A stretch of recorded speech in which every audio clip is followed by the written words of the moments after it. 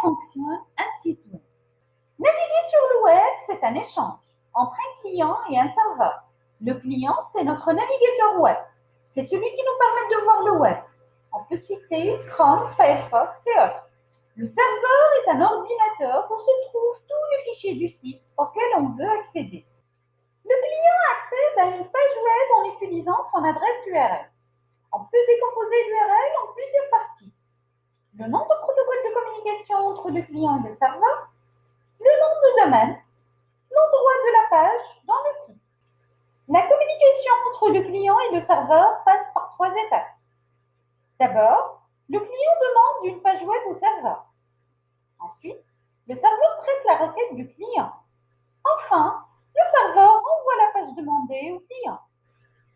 Dans le cas d'un site web statique, le client demande une page web au serveur qui se contente de la renvoyer. Pour un site web dynamique, le serveur effectue un traitement sur la page avant de l'envoyer au client qui l'a demandé. C'est grâce à ça que nos pages web peuvent être personnalisées en fonction de chaque client. Tout ce que le navigateur reçoit sera écrit en langage client. C'est la partie visible de l'iceberg, souvent appelée point 1. Par contre, tout le travail effectué par le serveur est écrit en langage serveur. C'est la partie cachée de l'iceberg, souvent appelée back 1.